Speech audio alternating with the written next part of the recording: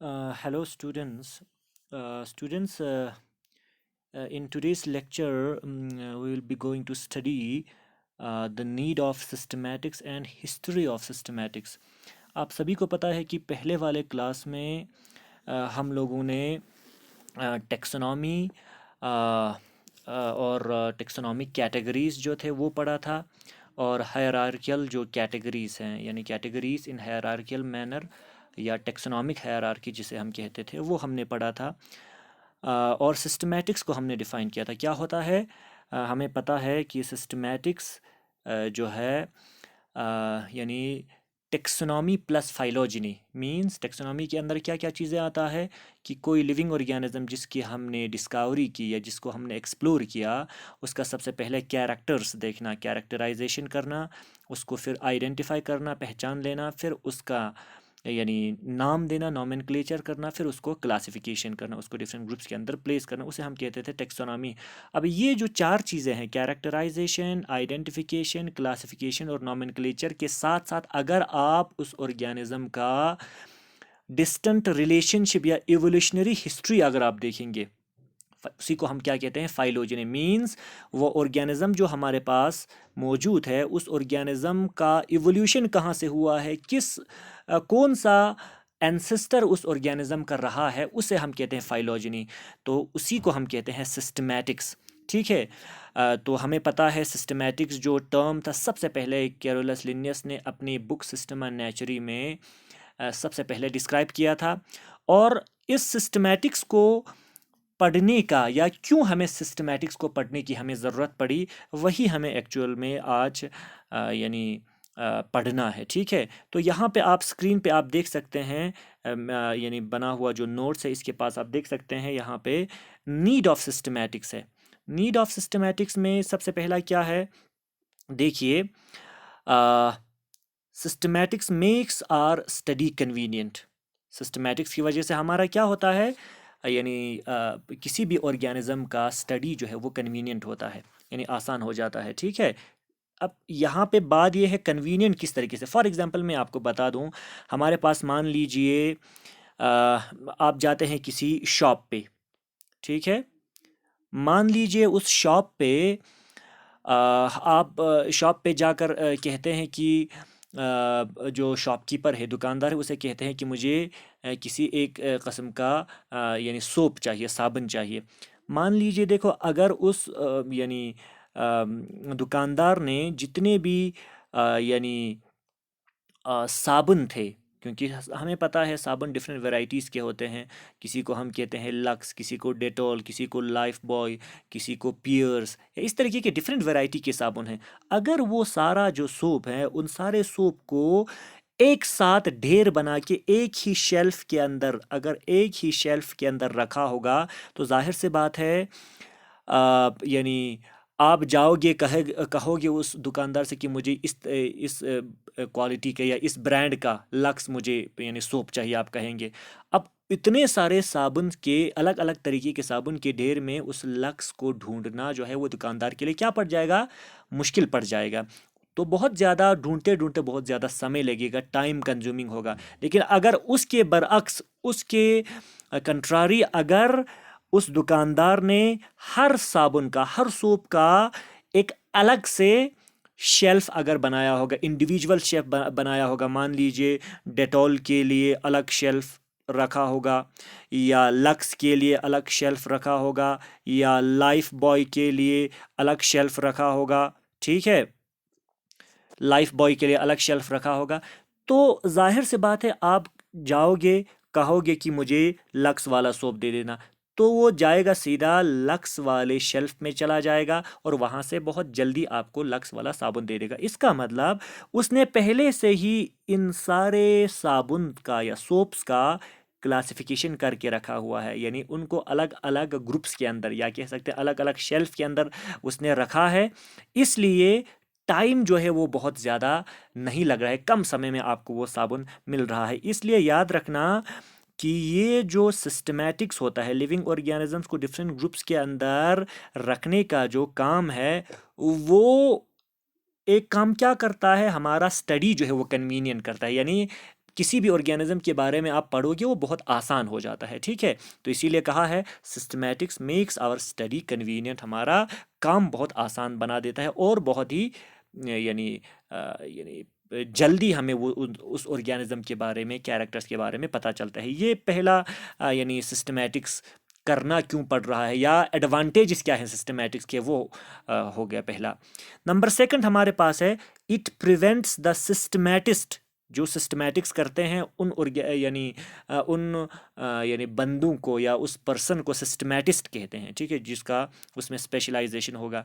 तो इस सिस्टमैटिक्स की वजह से क्या होता है, जितने भी यानी लिविंग ऑर्गेनिज्म को क्लासिफाई करने वाले डिफरेंट ग्रुप्स के अंदर एक ऑर्डर में अरेंज करने वाले जो लोग हैं, उनका टाइम जो है वो बहुत कम कंज्यूम करते हैं। यही कह रहे हैं ना, it prevents the systematist from consuming a lots of time, बहुत ज़्यादा यानी जो समय है, वक्त जो है उसको कंज्यूम करने से बचाएगा अगर आप सिस्टमैटिक्स करते हो।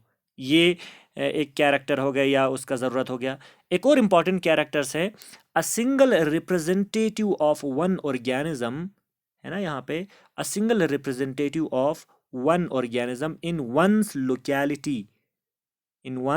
Locality can provide knowledge about the entire groups of organisms.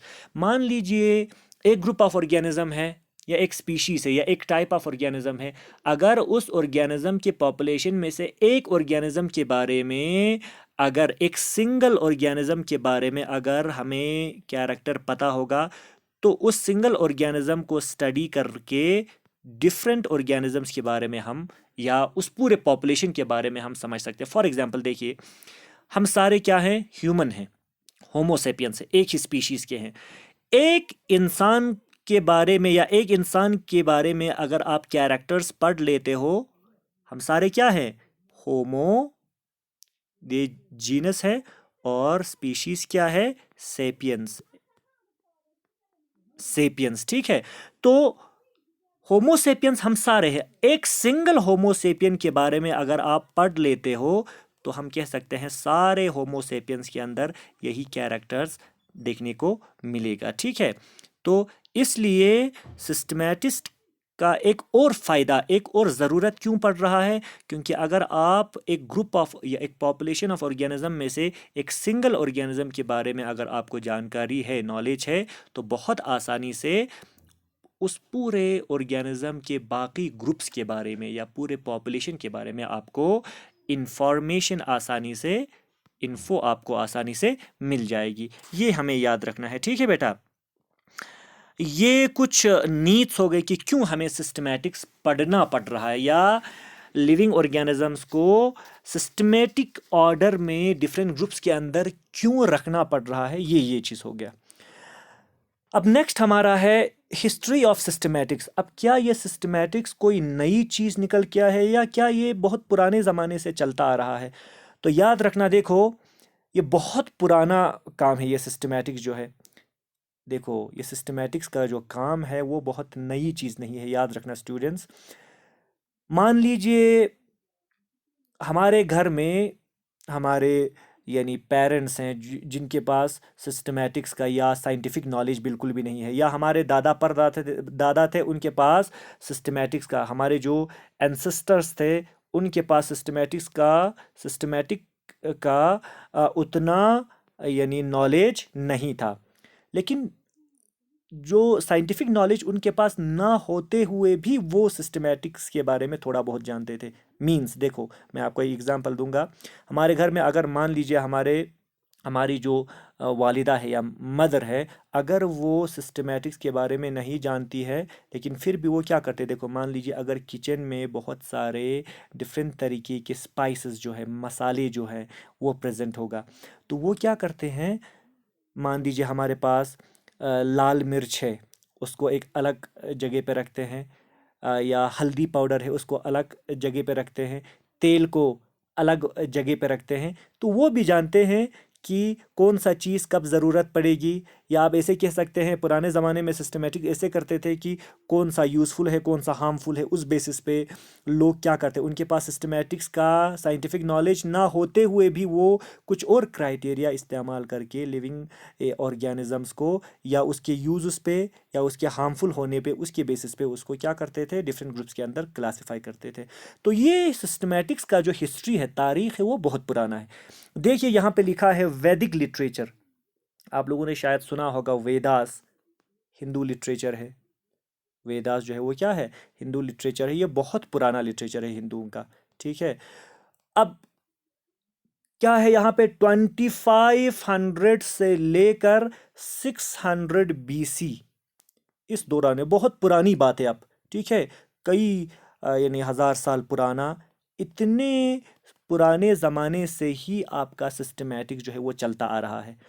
वैदिक जो लिटरेचर है यानी वेदास एक बहुत बड़ा किताब है आपके हिंदू लिटरेचर है, उस वेदास के अंदर भी सिस्टमेटिक्स के द्वारा ही, ये बहुत पुरानी किताब है, एंशंट बुक है, 250 एनिमल्स और 740 प्लांट्स जो है, 740 प्लांट्स को रिपोर्ट किया है, उसके अंदर लिखा हुआ मिलेगा आपको। इतना पुराना होते हुए भी प्लांट्स और एनिमल्स को कुछ कैरेक्टर्स के बेसिस पे यानी अलग अलग उनको यानी ग्रुपिंग किया हुआ है। 250 एनिमल्स और 740 प्लांट्स के बारे में जिक्र हुआ है आपके वेदास के अंदर, इतना पुराना होते हुए भी। उसके बाद हमारे पास आता है सुश्रुता संहिता। सुश्रुता संहिता एक यानी 600 BC में एक बंदे का नाम था, 600 BC में एक बंदे का नाम था सुश्रुता संहिता। ये है ना यहाँ पे सुश्रुता संहिता। उन्होंने क्या किया, जितने भी लिविंग ऑर्गेनिजम्स है उनको जो मोर्फोलॉजिकल कैरेक्टर्स है यानी बाहर से दिखने वाले कैरेक्टर्स है, उसके बेसिस पे जितने भी लिविंग ऑर्गेनिजम्स है उनको दो ग्रुप के अंदर क्या किया, क्लासिफाई किया। एक को उन्होंने कहा स्थावरा, संस्कृत वर्ड है ये स्थावरा, सस्थावरा। पहला एक ग्रुप को उन्होंने नाम दिया स्थावरा और दूसरे एक ग्रुप को उन्होंने नाम दिया जंगमा। क्या नाम दिया बेटा, जंगमा, जंगमा। तो संस्कृत में स्थावरा का मतलब होता है जो बिल्कुल भी हरकत ना करता हो, इमोबाइल,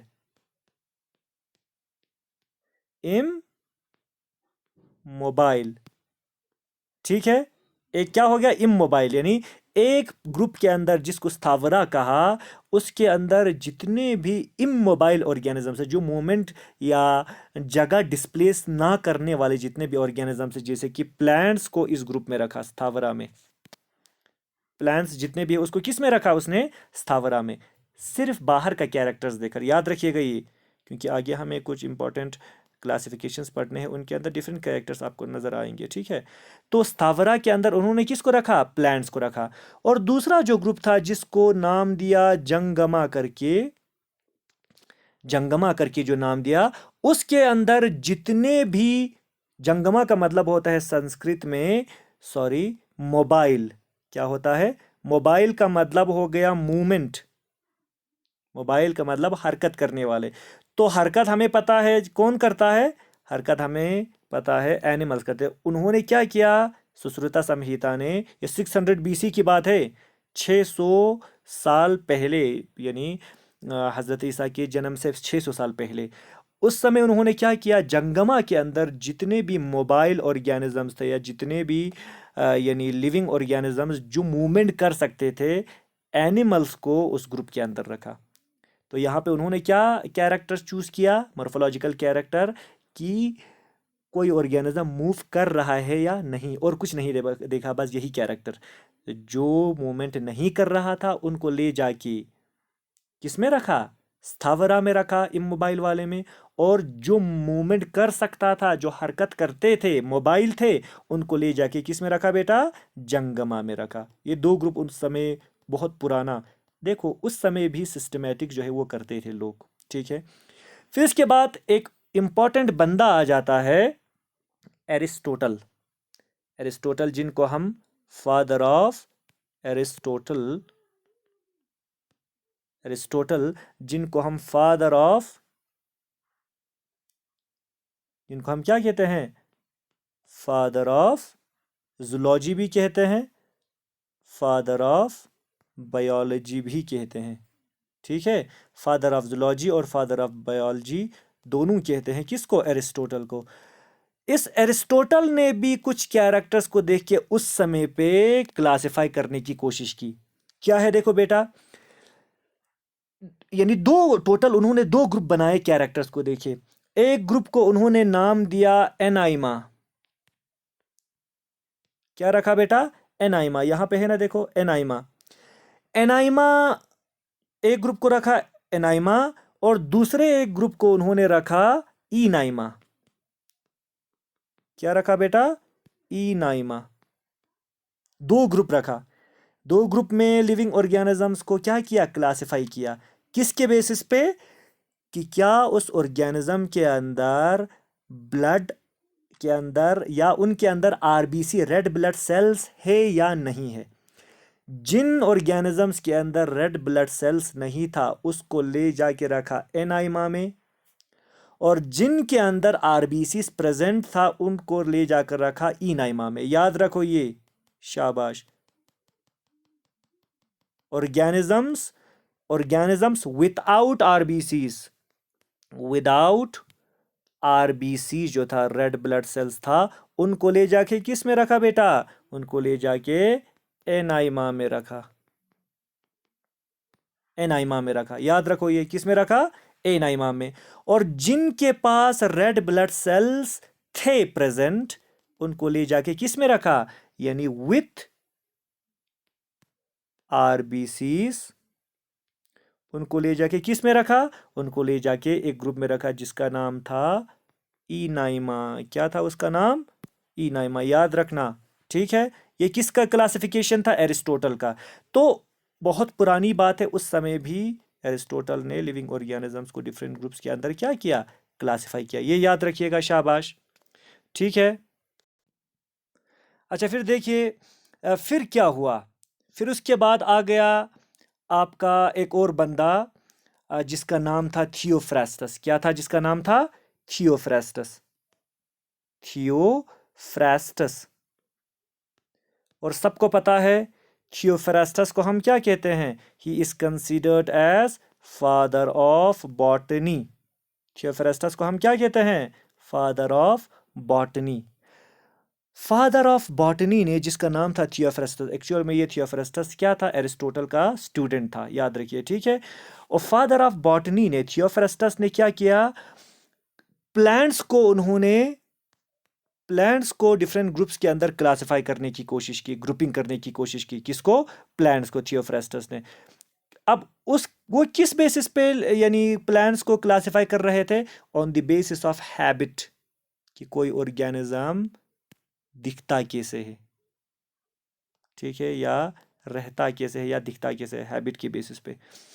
कई ग्रुप्स में उन्होंने, यानी टोटल 4 ग्रुप्स के अंदर उन्होंने क्या किया, यानी आपके जो प्लांट्स है उस प्लांट्स को 4 ग्रुप्स के अंदर डिवाइड किया। कितने ग्रुप्स के अंदर, 4 ग्रुप्स के अंदर। एक ग्रुप को उन्होंने नाम दिया हर्ब्स जरे। क्या नाम दिया, हर्ब्स।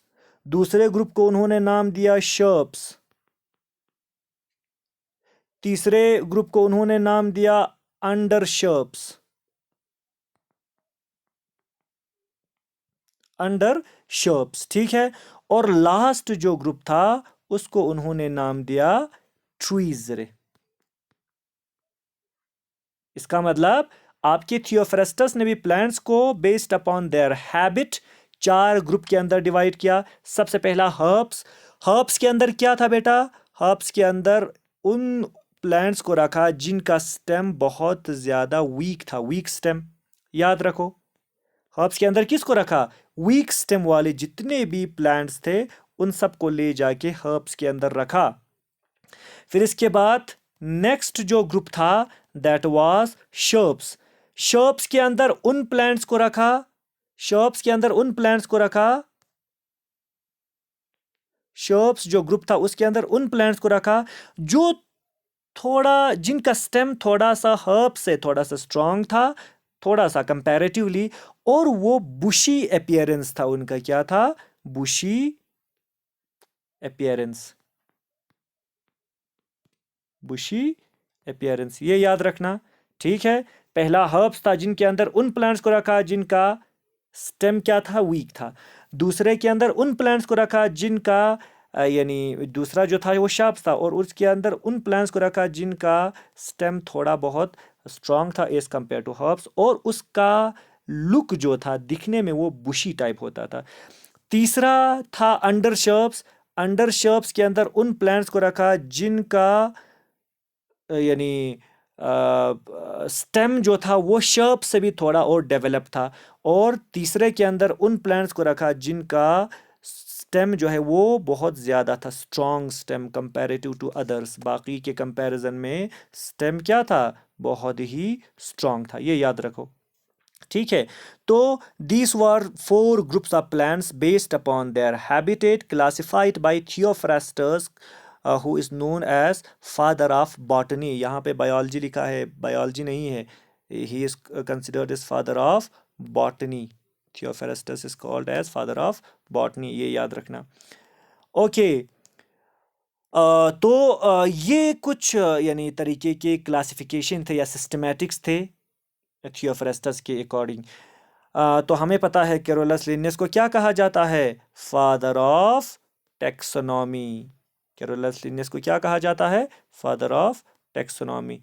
अब देखिए यहाँ पे, यानी जब आप हिस्ट्री की बात करते हैं तो बुक्स और कुछ ऑथर्स की बात आती है।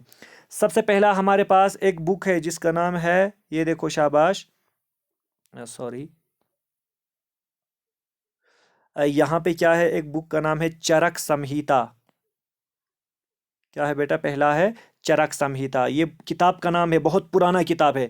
इसको किस ऑथर ने लिखा था? चराका ने। चराक, चराक संहिता,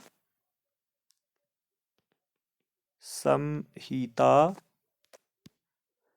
इसको किसने लिखा था? चराका ने। ऑथर का नाम था चराका, ये याद रखना, शाबाश बेटा। फिर इसके बाद दूसरा जो इंपॉर्टेंट बुक हमारे पास है, दूसरा जो इम्पोर्टेंट बुक हमारे पास है, दैट इज़ बहुत इंपॉर्टेंट है। इन बुक्स का नाम और ऑथर का नाम याद रखना, क्योंकि जो कॉम्पिटिटिव एग्जाम से किताबों का नाम भी पूछा जाता है। ठीक है, नेक्स्ट है जो किताब है उसका नाम है हिस्टोरिया, हिस्टोरिया एनिमेलिया। ये किताब का नाम है हिस्टोरिया एनिमेलिया, हिस्टोरिया एनिमेलिया। इसको किसने लिखा था? फादर ऑफ जूलॉजी या फादर ऑफ बायोलॉजी, जिसका नाम था एरिस्टोटल ने इसको लिखा था। किसने लिखा था बेटा? एरिस्टोटल ने। ठीक है, एरिस्टोटल ने इसको लिखा। फिर इसके बाद नेक्स्ट हमारे पास एक किताब है जिसका नाम था सिस्टमा नेचुरी। ये तो हमने पहले भी पढ़ के आया है। सिस्टमा नेचुरी का ऑथर कौन था? लिनियस था, Carolus Linnaeus. Systema, Systema नेचुरी, Systema नेचुरी किसने लिखा था बेटा? लिनियस ने, कैरोलस लिनियस ने। ये याद रखना है, ये वाला जो किताब था। ठीक है, बहुत इंपॉर्टेंट किताब है, इसको याद रखना है सबको। Systema Naturae was written by whom? Carolus Linnaeus. बहुत पुरानी किताब है। फिर इसके बाद है हमारे पास स्पीशीज प्लांटेरम। क्या है बेटा? Species, species plantarum. Species plantarum जो बुक है उसको भी किसने लिखा था? आपके कैरोलस लिनियस ने। ये किताबों का नाम रखना, क्योंकि ये थोड़ा बहुत पुरानी किताब है तो हिस्ट्री से रिलेटेड है। ठीक है, ये लिनियस ने लिखा था स्पीशीज प्लांटेरम। क्या कहा हमने? पहला जो किताब था Charaka Samhita was written by Charaka, Historia Animalia was written by Aristotle, Systema Naturae was written by Linnaeus, Carolus Linnaeus, Species Plantarum was written by Carolus Linnaeus. फिर से इसके बाद एक और किताब इंपॉर्टेंट आ जाता है, फ्लोरा लेपोनिका। ये भी एक किताब का नाम है, फ्लोरा लेपोनिका वाज रिटन बाय, फिर से किसने? कैरोलस लिनियस ने, कैरोलस लिनियस ने। ठीक है बेटा, ये एक किताब था। फिर इसके बाद नेक्स्ट जो किताब है वो किसने लिखा है? नेक्स्ट जो किताब है वो आपका नाम है उसका हिस्टोरिया जनरलिस प्लांटेरम। क्या है ये? देखो, ये हिस्टोरिया जनरलिस प्लांटेरम, इसको किसने लिखा है? जॉन रे ने। किसने लिखा है बेटा? जॉन रे ने। यहाँ पे है ना जॉन रे, ये जॉन रे, ठीक है। ओके। फिर इसके बाद एक और किताब है जिसका नाम है हिस्टोरिया नेचुरलिस। ये है हिस्टोरिया नेचुरलिस, ठीक है। ये है बेटा हिस्टोरिया नेचुरलिस। किसने लिखा है इसको? प्लिनी ने। ये याद रखना, हिस्टोरिया नेचुरलिस, हिस्टोरिया नेचुरलिस किसने लिखा है? प्लिनी। प्लिनी द एल्डर कहते हैं इसको, पूरा नाम इसकी अगर आप बात करें, प्लिनी द एल्डर। इन्होंने सबसे पहले इस किताब को लिखा था, ये याद रखना, शाबाश। तो these were some of the old books या old literature about plants and animals, plants और एनिमल्स के बारे में, जिसको बहुत पुराने ज़माने में लिखा गया था। और इन किताबों में प्लांट्स और एनिमल्स के बारे में ही, क्लासिफिकेशन के बारे में ही लिखा गया है, और डिफरेंट प्लांट्स के नाम आपको मिलेंगे। तो ये सारा एक्चुअल में आपके हिस्ट्री के अंदर हम क्या करते हैं, पढ़ते हैं। तो बेटा आज के लिए आई थिंक इतना बहुत होगा। मैं बहुत ही यानी आप लोगों से अपॉलजी करता हूँ, क्योंकि लॉकडाउन होने की वजह से घर पे बैठे हैं, और जो स्कूल में जो बोर्ड और बाकी चीज़ों का जो हमें यानी सुविधा जो हमें मिलता था, वो घर पे नहीं मिल रही, इसलिए आप लोगों को इस तरीके से लेक्चर आप लोगों को प्रोवाइड करना पड़ रहा है। इंशाल्लाह बहुत जल्दी हम बोर्ड और बाकी चीज़ों का बंदोबस्त करके उसी तरीके से आपका क्लास शुरू करने की कोशिश करेंगे। Thank you all and all the best.